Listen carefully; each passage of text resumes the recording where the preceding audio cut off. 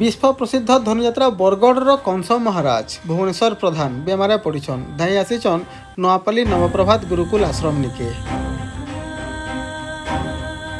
आसन केन्ता समय ट्रिटमेंट होइछन तार संगे संगे काଣା कहूछन आयुर्वेद उपरे आउ नआपल्ली नवप्रभात आश्रम उपरे सीधा सलख पचराकरी बुझमा। वैद्यराज सुभाष नायकंकर चर्चा सबुआड़े चली ओडिशा हो कि छत्तीसगढ़ हो बहुत दूरिया दूरिया रोगी मानकर भीड़ छुटी आप देखिपे हजार हजार संख्यार रोगी इ जगह के पहुँची आसुछन से लगी तो पहुँची जाइछन भुवनेश्वर प्रधान आज्ञा काଣା सब कहले आउ काଣା तांकर समस्या अच्छे आउ केन्ता हिसाब से भल हो पारिछन से सबू किसी देखमा आज स्पेशल वीडियो रे चलुन सीधा सलख कंस महाराज संगे कथबार्ता हेमा। जितेबेले शह शह वर्ष पूर्वे जेन समय कि एलोपैथिक काना डाक्तर काना नहीं जानते से समय आम पूर्वपुरुष मैंने आम मुनि ऋषि मान ठानु बहुत सुंदर विद्या शिखी आयुर्वेद से आयुर्वेद रे अनेक जड़ीबूटी माध्यम रे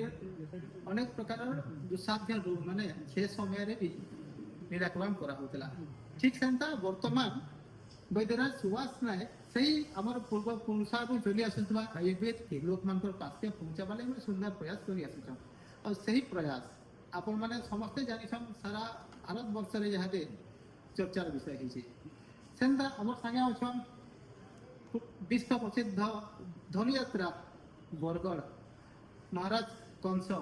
ना ओरिजिनल ना होचे भुवनेश्वर प्रधान आज्ञा आमर परम सौभाग्य से आया को भेटी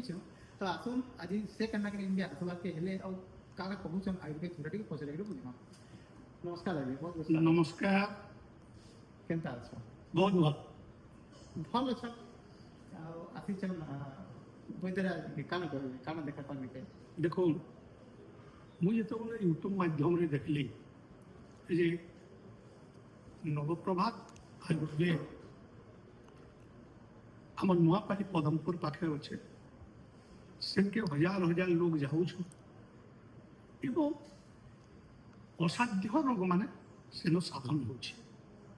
आयुर्वेदिक এটা দেখি করি মতো बहुत खुशी लगा क्या करे आयुर्वेदिक मैं बहुत विश्वास करसी आज मुई आसीचे नुआपाली पदमपुर के डॉक्टर सुभाष चंद्र नायक आज्ञा करने और मुझे देखे हेली से मत आगु मास्कर मेडिसिन पठे दी घर के से मेडिसिन में 22 दिन खाई 22 दिन रे मोर जन डिजीज थिला 60% कमी जाइए चमत्कार तेणु खबर जिते बल पाइली प्रत्येक मास प्रथम बुधवार गुरुवार शुक्रवार शनिवार 4 दिन नुआपाली पदमपुर रे ट्रिटमेंट करूछु तेणु मुई आजका आसी एवं मुई मत आज्ञा देखले न ट्रिटमेंट कले न मेडिसिन भी देले न तेणु मोर विश्वास आयुर्वेद के मोर रोग निश्चय भल तेणु सारा भारत वर्ष गोटे गर्वर विषय एवं बेसी गर्व आम बरगढ़ जिला नुआपाली पदमपुर रे डॉक्टर निजे जन्म एवं नवप्रभात रे जेन ट्रिटमेंट कर तेणु सबू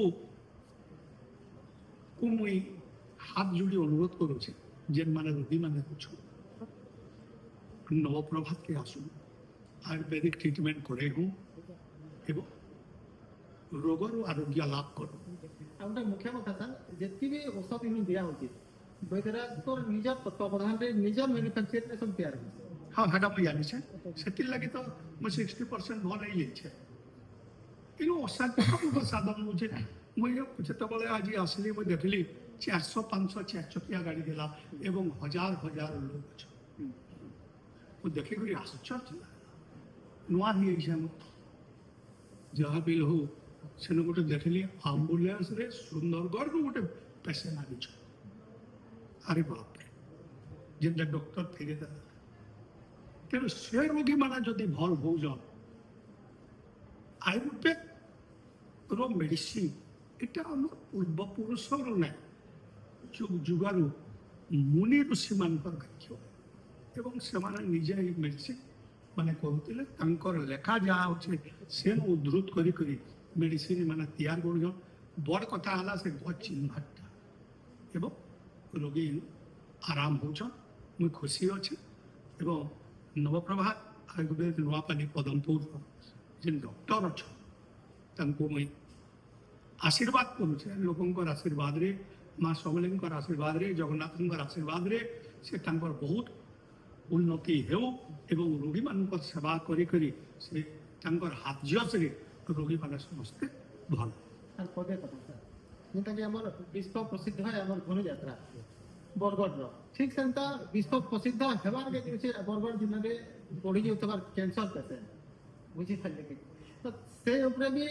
বৈদ্যরাজ প্রয়াস জারি রখিছেন যে অনেক গুলো ক্যান্সার রোগী বি আসুছন এটার উপরে কাজ করা কি দেখুন বর্তমান ওড়িশারে ক্যান্সর জিল্লা হচ্ছে বরগড় বরগড় সবে কমছে আজ মোর আগলি মনে 20-30-40টা ক্যান্সর পেসেন্ট অছ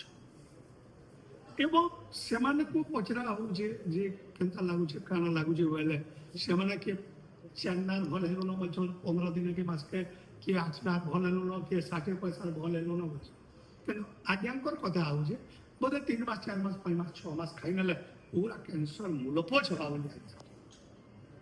তেমন আমি বিশ্বাস রক্ষি করি সে মেডিসিন কে আজ্ঞা যেন তরিকারে বতাইছ সে তরিকারে আমি খাবো